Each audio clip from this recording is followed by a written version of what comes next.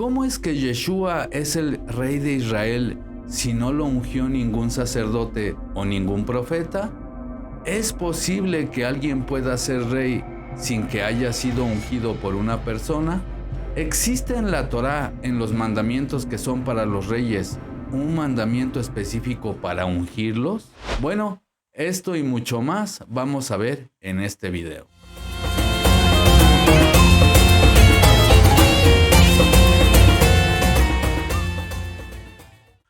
Hola, ¿cómo están? Espero que muy bien. Bienvenidos una vez más a Indagando el Contexto. Como siempre digo, este canal no representa ninguna denominación religiosa, tampoco apoyamos a ningún partido político, solamente soy un estudiante más de Biblia hebrea y de Nuevo Testamento. En este canal hacemos exégesis, hacemos hermenéutica, creemos en Yeshua como el Mesías de Israel y pues bueno, después de exponer los temas cada quien sacará sus propias conclusiones. Y pues bueno, este es un video muy interesante, mis hermanos, porque vamos a resolver esto que comentan por ahí, que dicen que el Mesías Yeshua no pudo ser rey porque él no fue ungido. Uno de los argumentos que dan muchas personas que no creen en Yeshua como el Mesías de Israel, bueno, argumentan que él no fue ungido. Así es que en este video, mis hermanos, vamos a dar un paseo por la escritura y vamos a ver todo lo referente a este tema. Así es que por favor les pido que se queden hasta el final, hasta el último minuto del video, porque va a haber unas cosas muy interesantes y que les aseguro que no habían escuchado antes. Así es que bueno, sin más, vamos a la escritura a ver qué tiene para nosotros. Y pues bueno, mis hermanos, estamos en la escritura y vamos a ir paso por paso. Les pido por favor paciencia en este estudio. Les aseguro que no han escuchado lo que vamos a examinar hoy. Y pues bueno, antes que nada, bueno, ¿dónde aparece por primera vez un mandamiento sobre ungir algo? Bueno, eso lo vemos en Éxodo 30 respecto a los utensilios y a lo que tiene que ver con el tabernáculo. Porque, bueno, para los que no sepan, el Mishkan se tenía que ungir también los utensilios, el arca del pacto, etcétera, etcétera. Es decir, esta acción de ungir es una representación de algo sagrado. Cuando el Creador ordena ungir algo, es porque Él está, digamos que Él está consagrando aquello que manda ungir. Es algo especial ungir algo. Así es que bueno, empecemos por Éxodo capítulo 30 y vamos a leer desde el 32. Aquí, como sabemos, bueno, desde el capítulo 20, Moisés está recibiendo los mandamientos de la Torá y dice el 22, empiezo a leer. Ya saben, aquí no nos escandalizamos por los nombres, uso esta Biblia solamente para que todos entendamos, es una Reina Valera, pero cuando por algo es necesario, sí vamos al hebreo, ¿verdad? Y pues bueno, empiezo a leer desde el 22. Habló más Yod-Heh-Vav-Heh a Moisés diciendo, tomarás especias finas de mirra excelente, 500 siclos, y de canela aromática la mitad, esto es 250, de cálamo aromático 250, de casia 500, según el ciclo del santuario, y de aceite de olivas un hin. Es decir, se tenía que hacer un aceite muy especial. Obviamente estas son medidas antiguas, pueden hacer las conversiones en internet, pero bueno, está dando la instrucción para hacer un aceite. Y bueno, sigo leyendo el 25. Y harás con ello, con estos ingredientes, el aceite de la santa unción, de la unción Kadosh. Superior ungüento, es decir, no es cualquier aceite, según el arte del perfumador. Será el aceite de la unción santa. Entonces aquí estamos viendo, repito, la primera vez que vemos que se ordena ungir algo es en el capítulo 30 del libro de Éxodo. Ahora, ¿qué es lo que se unge, mis hermanos? Bueno, aquí dice, la mesa con todos sus utensilios, el candelero con todos sus utensilios, el altar del incienso, el altar del holocausto, de las ascensiones con todos sus utensilios y la fuente y su base, así los consagrarás y serán cosa santísima. Todo lo que tocare en ellos será santificado. Imagínense. Y bueno, aquí sigue diciendo, ungirás también a Aarón y a sus hijos y los consagrarás para que sean mis sacerdotes. O sea, también a los sacerdotes Está diciendo a quién, a Aarón y a sus hijos se tenían que ungir, a los sacerdotes levitas. Es un mandamiento que está diciendo el Creador. Y sigue diciendo ahora el 31, y hablarás a los hijos de Israel diciendo, este será mi aceite de la santa unción por sus generaciones.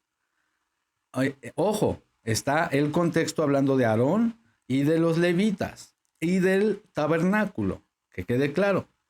Y sigue diciendo, sobre carne de hombre no será derramado, ni harán otro semejante conforme a su composición. Santo es, y por santo lo tendrán. Es decir, este aceite no lo podían andar usando para cualquier otra cosa.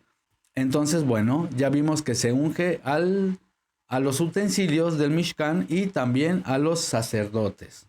Ahora, ¿en dónde vemos que se unge a un rey? Y pues bueno, aquí es donde quiero que se pongan bien pilas, mis amados hermanos. Aquí activen el espíritu. Pónganse pilas, mis hermanos, con lo que vamos a empezar a decir. Como mandamiento del Creador, como mandamiento que Él directamente manda ungir a alguien, eso sucedió solo con 4 personas. Solamente a 4 personas, aparte de los sacerdotes levitas y de su descendencia de Aarón, a 4 personas el Creador ordena, literalmente ordena, ungir. Vamos a estos ejemplos. Por ejemplo, mis hermanos, ahora estamos en Primera de Samuel, capítulo 9, y aquí sí se le ordena al profeta Samuel, ungir a Saúl. Y fíjense, dice Primera de Samuel, capítulo 9, y dice el 15 y 16. Y un día antes que Saúl viniera, Yod-Heh-Vav-Heh había revelado al oído de Samuel, el profeta, diciendo, mañana a esta misma hora yo enviaré a ti un varón de la tierra de Benjamín, al cual ungirás por príncipe sobre mi pueblo de Israel. Y salvará a mi pueblo de la mano de los filisteos, porque yo he mirado a mi pueblo por cuanto su clamor ha llegado a mí. Y luego que Samuel vio a Saúl, Yod-Heh-Vav-Heh le dijo, he aquí, este es el varón del cual te hablé, este gobernará mi pueblo. Entonces aquí podemos ver la primera vez que se le dice, en este caso al profeta Samuel, que unja a Saúl, porque los iba a librar de los filisteos. Estamos viendo entonces aquí, mis hermanos, que se pide a Samuel que unja a Saúl para que él fuera rey. Y pues bueno, ¿dónde vemos otro ungimiento? El otro ungimiento es respecto a David. Es decir, primero estamos viendo que por orden del Creador se ordena ungir a Saúl, pero después a Samuel le pide al Creador que unja a David. Dice, estamos en 1 de Samuel 16 y leo desde el 1. Y dijo Yod-Heh-Vav-Heh a Samuel, ¿hasta cuándo llorarás a Saúl, habiéndolo yo desechado, para que no reine sobre Israel? Recuerden, Saúl se desvió, ¿verdad? Llena tu cuerno de aceite y ven, te enviaré a Isaí de Belén. Qué curioso, Belén, ¿verdad? Porque de sus hijos me he provisto para rey. Aquí está hablando del rey David. Entonces se da una orden de ungir a Saúl y a David. Atención a esto, hermanos, perdón que sea tan insistente con esto, pero esto es muy importante. ¿Dónde vemos otra ordenanza específica de ungir a alguien? Estamos en Primera de Reyes, capítulo 19, verso 15. Entonces, Primera de Reyes, y fíjense mis hermanos, lo que se le ordena a Elías. Se le dice, y le dijo Yod-Heh-Vav-Heh, dice el 15, ve, vuélvete por tu camino y por el desierto de Damasco, y llegarás y ungirás a Hazael por rey de Siria, y a Jehú, hijo de Nimsi, ungirás por rey sobre Israel. Y a Eliseo, hijo de Safat, de Abel Mejolá, ungirás para que sea profeta en tu lugar. Ok, ¿se dan cuenta? Esto es muy interesante porque atención a lo que voy a decir. Díganme un solo texto en la Biblia escrita, en la Torá escrita, en los profetas, donde un profeta haya ungido a otro profeta.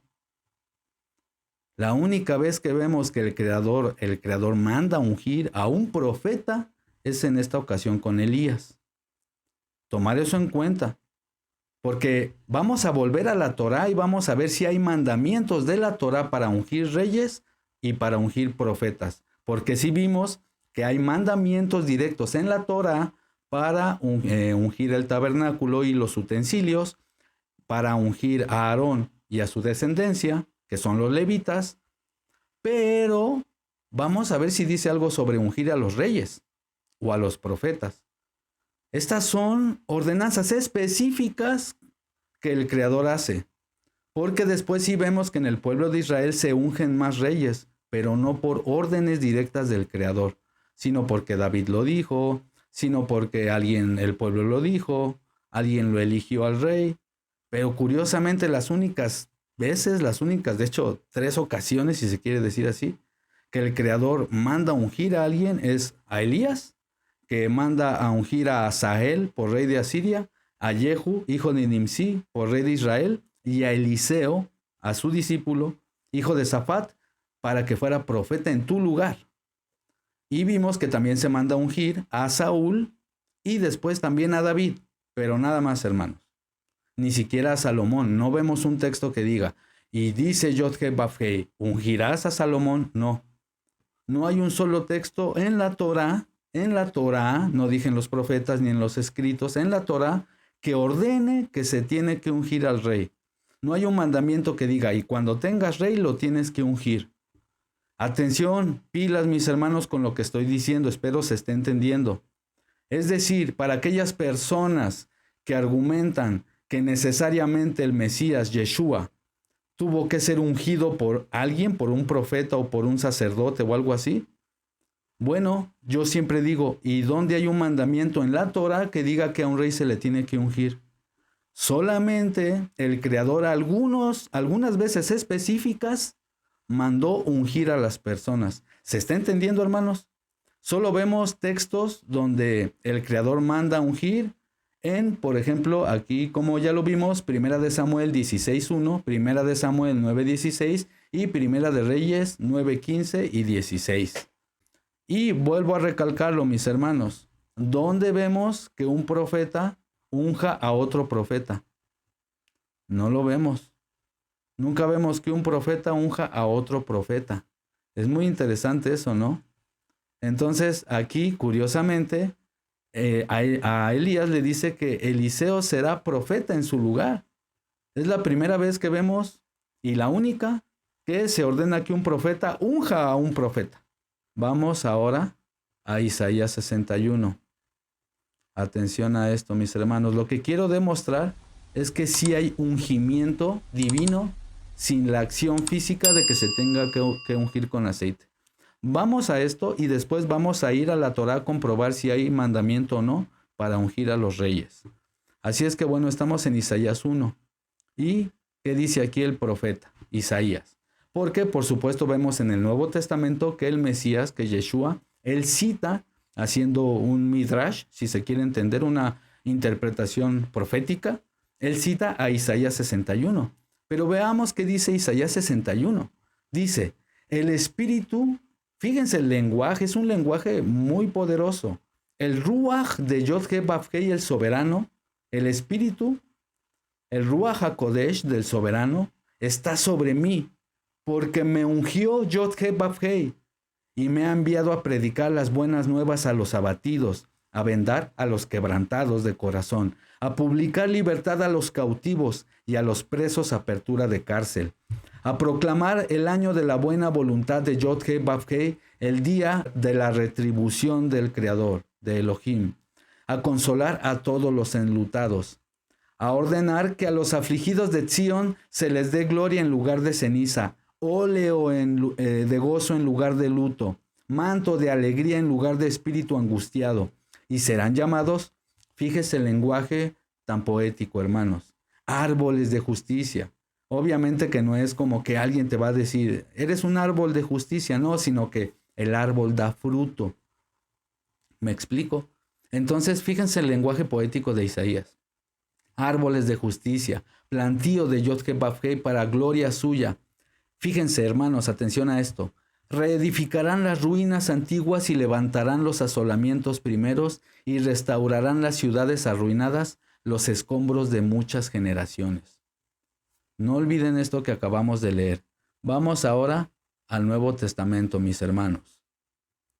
Y estamos ahora, mis hermanos, en Lucas capítulo 4 y vamos a leer desde el 16. Yeshua está enseñando en las sinagogas, Torah, obviamente, y dice desde el 15. Y enseñaba en las sinagogas de ellos, y era glorificado por todos. Es decir, todos decían, wow, cuánta sabiduría. Vino a Nazaret, donde se había criado. Ojo, no nació ahí, donde se había criado. Ya con esto, mis hermanos, bueno, en mi opinión, se desmonta esta hipótesis de que muchos dicen que no nació en Belén. Y con esto no cumple la profecía de Miqueas 5:2. Pero por eso dice que se crió en Nazaret, no que nació en Nazaret. Pero bueno, dice, en el día de Shabbat entró en la sinagoga conforme a su costumbre. Es decir, esto de ir a una sinagoga a guardar Shabbat era una costumbre que se hizo en el periodo intertestamentario. Es decir, las sinagogas no existen en el Tanaj. Antes no existían las sinagogas. Pero bueno, aquí conforme a la costumbre de leer una porción de los escritos bíblicos en el Shabbat, en una sinagoga. Y se levantó a leer. Y se le dio el libro del profeta Isaías. Ni siquiera él lo escogió. A él se le dio. Tocaba leer esa porción de ese libro. Y habiendo abierto el libro, halló el lugar donde está escrito. Atención, hermanos. El Espíritu del Soberano está sobre mí, por cuanto me ha ungido para dar las buenas nuevas a los pobres, me ha enviado para sanar a los quebrantados de corazón, a pregonar libertad a los cautivos y vista a los ciegos, a poner en libertad a los oprimidos, a predicar el año agradable del Señor. Esto es el jubileo. En el jubileo se hacía libertad tanto económica como de todo tipo. Por ejemplo, si una persona tenía deudas, bueno, en el año de jubileo, que era cada 50 años, se le saldaban todas esas deudas, quedaba libre. Había mucha gente que, a diferencia de hoy, ¿verdad?, podía liberarse de sus deudas después de 50 años. Hoy en día, en un banco te endeudas y toda la vida puedes acabar pagando, ¿verdad? No hay esa liberación.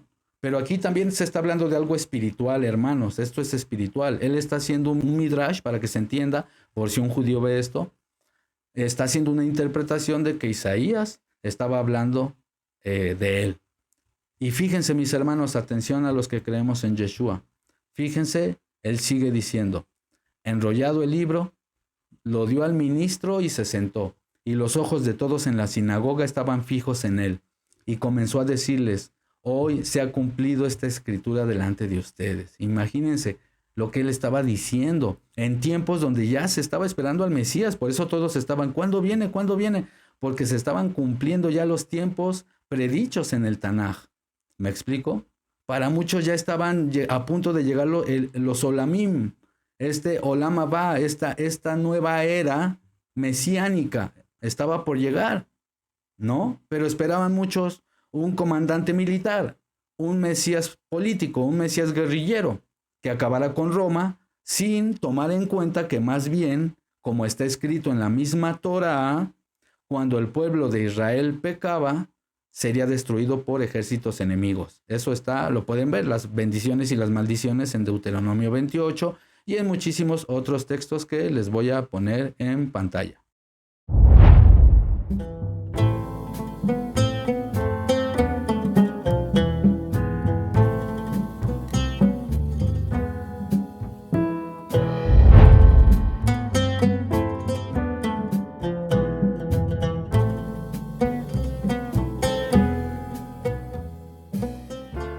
Bueno, entonces por eso el Creador permite que eso suceda. Ojo con eso. Y por eso, cuando esperaban un guerrillero militar que acabara con el Imperio Romano, en realidad no entendían que era juicio de Dios que estaba usando al Imperio Romano para acabar con Israel. ¿Por qué digo esto, mis queridos hermanos? La corrupción del sacerdocio de Jerusalén durante el periodo del Segundo Templo es un tema bien documentado en fuentes históricas y textos judíos. Les voy a presentar unas evidencias de esta corrupción, mis hermanos, incluyendo referencias de Flavio Josefo. Textos relacionados también con los esenios. Flavio Josefo era un historiador judío del primer siglo y él ofrece relatos detallados sobre la corrupción entre los sumos sacerdotes y la aristocracia sacerdotal en Jerusalén. En sus obras señala prácticas de nepotismo y de abuso de poder. Por ejemplo, Anás Un sumo sacerdote influyente es descrito como un administrador duro que despojaba a sacerdotes ancianos de parte de sus ingresos por diezmos, lo que provocaba que algunos murieran de hambre. Además, Anás aseguró que 5 de sus hijos y su nieto ocuparan el cargo del sumo sacerdocio, evidenciando un claro nepotismo. Es decir, Flavio Josefo testifica que había mucha corrupción en Jerusalén. No es ningún secreto que, por ejemplo, también los esenios hicieron esta crítica. Muchos eruditos llegan a la conclusión de que los esenios eran levitas, eran sacerdotes levitas. Ellos se apartaron de Jerusalén porque ellos argumentaban que ya estaba corrompido el sacerdocio, estaba todo corrupto. Espero me vayan siguiendo el hilo. Ahorita volvemos a todo lo de la unción. Sean pacientes, mis hermanos. Entonces podemos ver, por ejemplo, que los esenios, que eran una secta judía, para que se entienda, contemporánea a Flavio Josefo, también consideraban que el culto del templo había sido corrompido, y de hecho ellos argumentaban que el calendario se había corrompido, que usaban un calendario pagano y no el verdadero calendario bíblico. Por eso es que yo uso el calendario de Enoch. Próximamente voy a estar sacando un video de cómo usar ese calendario. Bueno, punto y aparte. Es muy interesante que estos esenios, estos levitas, también se apartaron en esos tiempos de Yeshua. Esto encaja con lo que vemos en el Nuevo Testamento cuando el Mesías les dice, básicamente, nido de serpientes, está todo corrompido, está todo corrupto. ¿Me explico? Encaja perfectamente bien los textos de Flavio Josefo, los esenios, con el Nuevo Testamento. Dicho todo esto, entonces, ahora lo que no entendían es que tenía que venir alguien que salvara sus almas. ¿Me explico? Que nos rescatara del pecado, en ese caso al pueblo de Israel y a los contemporáneos, a los que esperaban al Mesías. Un Mesías que venía a quebrantar los reinos de las tinieblas y a cortar de tajo con esta ley del pecado, con el Yetzer Hará, me parece que le dicen en hebreo, la inclinación al mal, como dice el Tratado Suká 52a.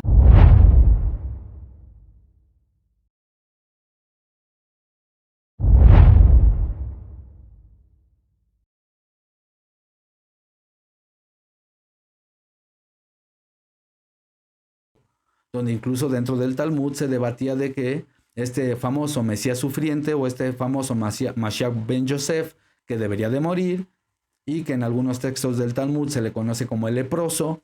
Y bueno, argumentaban que también en los días del Olam, en los días del Mesías, se iba a sacrificar, el Mesías iba a sacrificar la inclinación al mal, cosa que sí hizo Yeshua.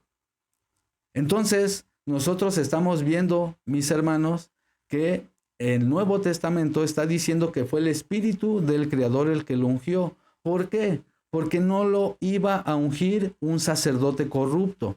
Porque si alguien dice, bueno, es que si él es sacerdote, según la orden de Melquisedec, como dice la carta a los Hebreos, bueno, ¿por qué no fue ungido por otro sacerdote? Y yo les argumento, él no se iba a dejar ungir por un sacerdote corrupto, porque él es el hijo de Elohim. Bíblicamente él es el Hijo de Dios, el elegido, para que se entienda, el enviado del Creador.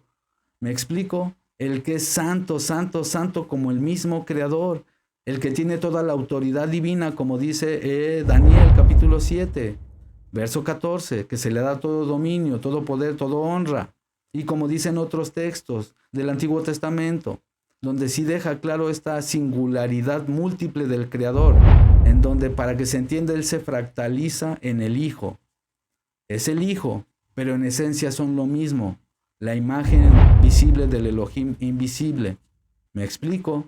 Son cosas que en nuestra mente finita, en nuestra mente carnal, es difícil entender, pero si activamos el Espíritu, podemos empezar a entender esta singularidad múltiple del Creador, como el Creador es un Ejad con el Mesías, y como Él quiere que nosotros seamos también un Ejad, una unidad con Él. Es como un pueblo. El pueblo se dice un pueblo, pero está hecho de un conjunto de personas. Ese es el concepto de Ejad, una verdadera unidad.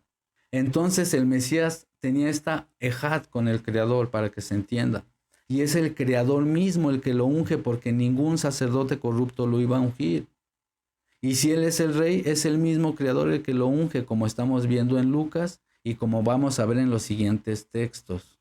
Y ahora estamos en Hechos 10:38, hermanos. Y fíjense, dice, como el Creador ungió, ¿con qué? Con Ruach HaKodesh y con poder a Yeshua de Nazaret. Y como éste anduvo haciendo bienes y sanando a todos los oprimidos por el diablo, por el Satán, porque el Creador estaba con él. Y nosotros somos testigos de todas las cosas que Yeshua hizo en la tierra de Judea y de Jerusalén, a quien mataron colgándole en un madero. Aquí están afirmando los apóstoles que fue ungido por el poder de Dios. Se daban cuenta de eso, porque él era el profeta como Moisés, y al profeta solo lo unge Dios, no lo iba a coronar o a ungir un rey corrupto o un sacerdote corrupto. Haciendo midrash del Salmo 110, es este sacerdocio según la orden de Melquisedec, según este personaje misterioso que aparece también con Abraham y se presenta como el sacerdote y rey del Altísimo, Melquisedec. Por eso, como dice el Nuevo Testamento, esta figura como sin genealogía no es nada más porque sí. No, quedó en la Biblia registrado este personaje llamado Melquisedec que sale al encuentro con Abraham en Génesis capítulo 14. Es interesante cómo no se tiene genealogía de él. Sé que en el judaísmo algunos buscan hallarle genealogía y lo conectan con Sem, todo eso me lo sé. Pero bueno, esas son hipótesis de ellos. No hay evidencias absolutas. Entonces es lo interesante que esta historia de Abraham con Melquisedec deja claro que hay un sacerdote y rey, cumple las dos funciones, cosa que no hacían ni los levitas. Y uno dice, ¿quién ungió a ese sacerdote según la orden de Melquisedec? ¿El mismo Dios? ¿Quién lo ungió? ¿Qué rey lo iba a ungir o qué sacerdote? ¿Me explico? Estamos viendo entonces que el mismo Mesías dice que fue el Creador el que lo ungió usando el texto de Isaías 61. Y ya estamos viendo en Hechos capítulo 10, verso 38, que Dios ungió con Espíritu Santo y con poder a Yeshua de Nazaret. Y vamos a ver otro texto más. Aquí en Hebreos se está citando el Salmo 45:7. Estamos en Hebreos capítulo 1 y en el verso 9 cita este Salmo que es el Salmo 45, específicamente el versículo 7. Dice, has amado la justicia y aborrecido la maldad, por lo cual te ungió el Creador tuyo, con óleo de alegría, más que a tus compañeros. Si nosotros creemos que el Nuevo Testamento es una historia unificada con el Antiguo Testamento, encaja perfectamente y de manera muy hermosa todo esto. Entonces, para ir resumiendo, y todavía no acaba esto, vamos a ir a la Torá. Sean pacientes, hermanos. Pero para ir sintetizando, vimos que el Creador solo manda ungir a ciertas personas específicas. Después, si vemos que se ungen más personas, podemos verlo en toda la Biblia, pero no por ordenanza directa del Creador. Que es lo que yo he dicho, he argumentado. Yo no digo que no haya en la Biblia versículos que diga que se ungían a las personas. No, dije que en la Torá no hay un mandamiento que diga que se tiene que ungir a un rey. Sí vimos los utensilios, sí vimos el Mishkan, sí vimos a los sacerdotes, vimos también que como profeta al discípulo de Elías, a Eliseo. Y ahora vamos a ver algo muy interesante. Vamos a las ordenanzas que se da para los reyes, que eso está en Deuteronomio 17 y vamos a bajar aproximadamente alrededor de el 14. Fíjense mis hermanos, aquí están las ordenanzas en la Torá, no estoy hablando de los escritos ni de los profetas, no, de la Torá, las ordenanzas para los reyes. Y vamos a ver si aquí dice que a un rey se le tiene que ungir, porque si es así, bueno, entonces está de más, ¿verdad?, que el Creador ordenara en aquellos casos que vimos específicos, que ordenara ungir a esas personas. ¿Como para qué? Es un hecho que se tienen que ungir a todos los reyes. Pero no. Como ordenanza del Creador, solo vemos esas ocasiones que ya mencioné. Vamos a ver aquí en Deuteronomio 17 si hay un mandamiento para ungir a los reyes. Dice, cuando hayas entrado en la tierra que el Creador te da, Yod-Heh-Vav-Heh, y tomes posesión de ella y la habites, y digas, pondré un rey sobre mí, como todas las naciones que están a mis alrededores. Bueno, para empezar, El creador no es el que dice, yo quiero que ustedes tengan un rey terrenal. No, dice, si entran a la tierra y por algo quieren rey, bueno, estas son las condiciones. Ciertamente pondrás por rey sobre ti al que Yod-Heh-Vav-Heh, tu Elohim, escogiera. De entre tus hermanos pondrás un rey sobre ti. No podrás poner sobre ti hombre extranjero, que no sea tu hermano. Es decir, tenía que ser parte del pueblo. No podía ser cualquier persona. Y dice, pero él no aumentará para sí caballos, ni hará volver al pueblo a Egipto con el fin de aumentar caballos, porque Yod-Heh-Vav-Heh les ha dicho, no vuelvan nunca por ese camino. Es decir, que no sea un rey que los quiere convencer de regresar a Egipto, a lo mejor para hacer tratos comerciales o tener poder o etcétera, etcétera. Dice, no, que este rey, para empezar, que no quiera aumentar sus caballos, que no quiera hacerse rico con avaricia, ¿no? Y que no haga volver a su pueblo a Egipto, con el fin de aumentar sus caballos, porque Yod-Heh-Vav-Heh les ha dicho no vuelvan por ese camino, ni tomará para sí muchas mujeres, para que su corazón no se desvíe. Cosa que vemos que lastimosamente no cumplió Salomón.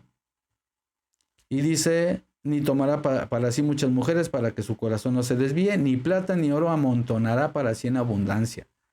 Y cuando se siente sobre el trono de su reino, entonces escribirá para sí un libro de la copia de la Torá. Ojo, un mandamiento más que se le da a los reyes, dice, bueno, no tiene que ser avaricioso, no tiene que tener muchas mujeres, que no los haga volver a Egipto, y que tenga una copia de la Torá. ¿Ok? Y dice, una del original que está al cuidado de los levitas, es decir, no cualquier copia. Y lo tendrá consigo y leerá en todos los días de su vida para que aprenda a temer a Yod-Heh-Vav-Heh, su Elohim, para guardar todas las palabras de esta Torá y de estos Hukim, o bueno, Mishpatim, estatutos, para que se entienda, para ponerlos por obra. Para que no se eleve su corazón sobre sus hermanos, ni se aparte del mal, mandamiento a diestra ni a siniestra, o sea, no torcer la Torá, a fin de que prolongue sus días en su reino, él y sus hijos en medio de Israel. Entonces, yo pregunto, ¿dónde vemos que diga, ay, por cierto, tiene que ser ungido por un sacerdote o por un profeta? ¿Se dan cuenta, hermanos? ¿Se entiende ahora lo que dije en otro video? Por eso dije, denme un solo texto, hermanos, y no hay un texto que diga que un rey se tiene que ungir. Entonces vamos a ir conectando otra vez los puntos para no enredarnos. Lo que quiero decir es que cuando alguien dice, ¿por qué no fue ungido como rey el Mesías si la Torá dice que se tiene que ungir un rey? No dice eso la Torá. Número uno, no dice que se tiene que ungir un rey. Vemos que el Creador sí da órdenes fuera de la Torá, en el libro de Samuel y en el de Reyes, específicas para Saúl, para David. Y solo vemos que se le da a Elías el mandamiento específico de ungir como profeta a Eliseo. Y tenía que ungir también a Asael y a Jehú. Entonces, vemos cómo son estos casos específicos donde se ordena solo a ellos, a David, a Saúl, pero después sí vemos en otros textos de la Biblia donde sí se ungen otros reyes. Pero no vemos que un profeta sea ungido, por ejemplo. Y por eso Isaías 61 dice, Yahvé me ungió para dar las buenas nuevas, y el Mesías aplica eso como algo profético. Y fíjense lo que dice el apóstol Pedro. Atención a esto, hermanos. Dice, mis hermanos, Primera de Pedro, capítulo 1, y voy a leer desde el 10. Atención a esto, hermanos. Dice, los profetas que profetizaron de la gracia destinada a ustedes, inquirieron y diligentemente indagaron acerca de esta salvación. Ojo con lo que viene. Escudriñando qué persona y qué tiempo indicaba el Ruaj del Mesías, el espíritu del Mesías que estaba en ellos, el cual anunciaba de antemano los sufrimientos del Mesías y las glorias que vendrían tras ellos. Esto es precioso, hermanos. Él está diciendo que los profetas tenían, y dice el 11, otra vez leamos, el espíritu, el Ruaj del Mesías dentro de ellos. Es decir, cuando ellos profetizaban por órdenes del Creador, influenciados por el Espíritu de Santidad o por el Espíritu del Creador. Y bueno, ellos tenían estas premoniciones o visiones, pero en ellas estaba también codificado el Mesías. Y Pedro está diciendo, el apóstol Pedro, que los profetas tenían el Espíritu del Mesías. Por eso Isaías, cuando está en Isaías 61 diciendo esto, vamos a Isaías 61 porque de paso les voy a mostrar unas cosas muy hermosas, mis hermanos. Cuando Isaías está diciendo, el espíritu de Yahvé, el soberano, está sobre mí, porque me ungió el Creador para predicar las buenas nuevas. Este es un lenguaje totalmente del Nuevo Testamento. A los abatidos, a los quebrantados de corazón, a publicar libertad, a los cautivos espirituales, a los que estaban encadenados espiritualmente. Entonces, fíjense, mis hermanos, Pedro dice que los profetas tenían el ruaj del Mesías. Ellos, sin saberlo, o tal vez sabiéndolo, ¿no? Pero ellos simplemente venía el espíritu del Creador y lo que hablaban también eran profecías mesiánicas codificadas. Y ojo que esto incluso también los judíos lo saben. Bueno, ellos no dicen que es el espíritu de Cristo, pero ellos saben que en los profetas está codificado el Mesías. Es decir, no se están inventando nada los apóstoles. Y seguimos leyendo, hermanos. Dice, él vino a proclamar el año de la buena voluntad de Yod-Heh-Vav-Heh y el día de la retribución del Creador nuestro. ¿Por qué venganza? Porque en Jerusalén iba a haber salvación, pero también iba a venir la ira del Creador sobre el pueblo. ¿Por qué? Por haberse corrompido. ¿Por qué? Porque la Torá lo dice. La Torá dice que si el pueblo es corrupto y malvado, el mismo Creador los exilia con ejércitos enemigos. Entonces, por eso vemos este lenguaje en Isaías donde dice a proclamar el año de la buena voluntad y de la retribución, la venganza, traducen algunas versiones. Porque obviamente el Creador iba también a venir con ira, como vemos en el Antiguo Testamento que pasaba con el pueblo de Israel, como lo vimos con Judá y Nabucodonosor y como lo vimos con los asirios y etcétera, etcétera. El pueblo pecaba, el Creador mandaba ejércitos enemigos y pasaban cosas terribles, terribles. Entonces seguimos leyendo. Esto es para los que creemos en el Mesías, esto es muy bonito. Seguimos leyendo. A ordenar a los afligidos de Sion que les dé gloria en lugar de ceniza, óleo de gozo en lugar de luto, manto de alegría en lugar de espíritu angustiado, y serán llamados árboles de justicia, plantío de Yod-Heh-Vav-Heh para gloria suya. Y volvemos a lo del principio, atención a esto. Reedificarán las ruinas antiguas y levantarán los asolamientos primeros y restaurarán las ciudades arruinadas, los escombros de muchas generaciones. Aquí hay gente que lo lleva a lo literal. Piensan que habla de reconstruir muros, pero vamos a ver un texto muy interesante, mis amados hermanos.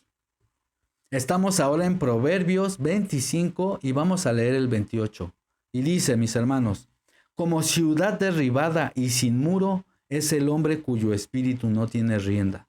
Repito, como ciudad derribada y sin muro es el hombre cuyo espíritu no tiene rienda. Qué interesante, porque está haciendo alegoría a una persona que cuando su espíritu está mal, dice que es como una ciudad derribada y sin muro. Por eso en Isaías, cuando está hablando de este Mesías de manera profética, de este que fue ungido por Dios mismo, y que dice que él vendría a liberar a los cautivos y a restaurar y edificar construcciones antiguas o que fueron derribadas desde antes. Bueno, está hablando de algo espiritual, mis hermanos, de algo espiritual. Él vino a reedificar nuestro ser, no algo físico. Y fíjense, mis hermanos, algo muy interesante, y sigue esto conectado con todo, mis hermanos. Aquí estamos viendo que se le llama ciudad a una persona. También el Mesías le llama ciudad a la iglesia. Vamos al Nuevo Testamento. Dice Mateo capítulo 5, verso 14. Ustedes son la luz del mundo. Una ciudad asentada sobre un monte no se puede esconder. Aquí está haciendo una alegoría de la iglesia como una ciudad. Y pues ahora, hermanos, estamos en Apocalipsis capítulo 21 y voy a leer desde el 1. Dice, vi un cielo nuevo y una tierra nueva, porque el primer cielo y la primera tierra pasaron, y el mar no existía más. Yo, Juan, vi la santa ciudad, la nueva Jerusalén descender del cielo del Creador, dispuesta como una esposa ataviada para su marido. Atención a esto, hermanos. Yo respeto, ¿verdad? Hay personas que piensan que literalmente habla de una ciudad bajando en el cielo. No me opongo a esas interpretaciones, es respetable, pero yo entiendo algo diferente. Yo entiendo que es un lenguaje muy poético. No digo que no existan otras realidades o que esta realidad no vaya a cambiar. Lo único que estoy diciendo es que aquí está hablando de la esposa como una ciudad. Fíjense, mis hermanos, otra vez. Vi un cielo nuevo y una tierra nueva, porque el primer cielo y la primera tierra pasaron, y el mar ya no existía más, es decir, el caos. Yo, Juan, vi la santa ciudad, la nueva Jerusalén, descender del cielo del Creador, dispuesta como una esposa ataviada para su marido. Y fíjense lo que sigue diciendo abajo. Y dice el 9. Y vino entonces a mí uno de los 7 ángeles que tenían las 7 copas llenas de las 7 plagas postreras, y habló conmigo diciendo, ven acá, te mostraré la desposada, la esposa del Cordero. Atención, le está diciendo, ven, te voy a mostrar a la esposa. Y me llevó en el espíritu a un monte grande y alto, y me mostró la gran ciudad santa de Jerusalén que descendía del cielo de Dios, teniendo la gloria de Dios, y su fulgor era semejante al de una piedra preciosísima como piedra de jaspe, diafana como de cristal, como el cristal. Tenía un muro grande y alto, con 12 puertas, y en las puertas 12 ángeles, y nombres inscritos que son los de las 12 tribus de los hijos de Israel, y etcétera, etcétera. No nos vamos a enfocar en toda la profecía ni nada. Lo único que quiero que vean es el lenguaje de cómo se le dice figuradamente esposa a esa ciudad santa. Vimos en Proverbios 25 que también a alguien que tiene el espíritu mal es como si esa ciudad estuviera derribada y con los muros abajo. Y vimos en Isaías 61 que el profeta Isaías está hablando de que serían reedificadas esas ruinas. No sé ustedes, obviamente es respetable las conclusiones que tengan, pero yo entiendo que se refiere a algo espiritual. Entonces, bueno, entendido todo esto, no es nada increíble pensar que el Mesías prometido, divino, el Hijo del Hombre, el Hijo del Creador, y digo Hijo de Hombre por como lo dice el profeta Daniel, y como él era el santo enviado del Creador, ningún humano común y corriente lo iba a ungir. No sé si me explico. Entonces, bueno, ¿cuáles son mis conclusiones, mis hermanos? Mis conclusiones, las mías, es que, bueno, para mí sí hay evidencias de que no hay mandamiento en la Torá que especifique que a un rey se le tiene que ungir en la Torá. Y sí vemos que el Creador ha hecho unos mandamientos específicos para ungir a determinadas personas con una misión específica. Y también hemos comprobado que es el mismo Creador el que ungía a los profetas, según Isaías, y vemos que con mayor razón el Mesías obviamente iba a ser ungido con Ruach HaKodesh, con el espíritu de poder del Dios, con la consagración del mismo Creador, no por manos humanas corruptas, y menos en un tiempo en donde el sacerdocio estaba totalmente corrupto. Lo vuelvo a decir, y esto ya cada quien sacará sus propias conclusiones. Saben, en este canal se respeta si alguien no cree lo que yo creo, ¿verdad? No somos una secta.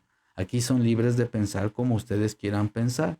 Yo lo que sí afirmo y lo que defiendo, mi opinión también, en base al conocimiento que el Creador me ha dado, que es poquito, pero lo suficiente para entender que el plan mesiánico, para que se entienda así, es algo que rebasa nuestro conocimiento de lo terrenal. Eso es lo que yo entiendo. Es decir, yo sí creo que así como un simple cordero, o más bien un simple cabrío, ¿verdad? En Yom Kippur, en Yom HaKippurim, sacrificando un animalito, se llevaba los pecados de todo un pueblo, un animalito, contimás la acción voluntaria del Hijo del Creador, enviado por el Creador, y el Creador en su amor tan tremendo manda a su propio Hijo. Imagínense, esta es como una historia de amor y de humillación para Él, enseñándote a bajar tú también tu ego. Él mismo manda a su Hijo para una redención divina para el pueblo de Israel, pero el pueblo, muchos no lo reconocieron. Y eso es algo que también pasó, por ejemplo, con José, que es un reflejo profético de Yeshua. A José, el hijo de Jacob, lo trataban mal, lo maltrataron. ¿Por qué? Porque era inteligente, porque era bien hablado, porque era alguien sabio, porque no pecaba. Era alguien que buscaba justicia. Y bueno, porque denunciaba las obras del mal. Y mejor unos egipcios paganos reconocieron la sabiduría de Dios en José. ¿Me explico? Entonces vemos como incluso después sus hermanos ni lo reconocían. eran tan perversos que no lo reconocieron. Esa es la representación simbólica de la historia de José. Pero ¿qué pasa? Bueno, sí se arrepintieron muchos, por supuesto, y los perdonó José, porque eso enseña la benevolencia del Padre, de que si uno va con un corazón dispuesto y con el ego apagado, a través de su Hijo bendito, a través del sacrificio perfecto, no de un animal, sino del Hijo del Creador, bueno, nosotros tenemos acceso, ¿verdad?, a poder limpiar pecados, por decir así. Sé que esto puede sonar muy increíble para algunas personas, pero es lo que yo pienso. Y por supuesto, lo que me gustaría también dejar claro es que se tiene que hacer, por supuesto, un acto de arrepentimiento genuino y dejar de hacer cosas malas, ir avanzando día a día. No es nada más de salvo, siempre salvo y solo creo en Él y hago lo que quiera. No, tenemos que realmente cambiar nuestras actitudes, luchar contra nuestras maldades, ¿no? Contra el pecado. Esta ha sido mi reflexión, mis hermanos, el estudio sobre el ungimiento de Yeshua. Déjenme en la caja de los comentarios qué piensan de todo esto, ¿están de acuerdo, no están de acuerdo? Como siempre digo, mis hermanos, si van a comentar y digamos que son noágidas o gente que no sigue a Yeshua o no lo quiere, bueno, tranquilos, no hay que ponerse agresivos ni nada por el estilo.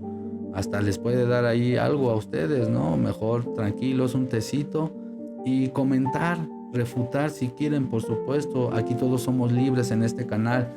La idea de este proyecto es que la gente se sienta cómoda. Y como siempre digo, soy un estudiante más de Biblia hebrea, del Nuevo Testamento, hago exégesis, uso mi libertad de expresión y al final cada quien saca sus propias conclusiones, mis amados hermanos. Así es que bueno, si en algo les edifica este canal, este proyecto, este video, dejen un dedito arriba, no olviden suscribirse, activar también la campana de notificaciones para que estén al tanto de los próximos videos.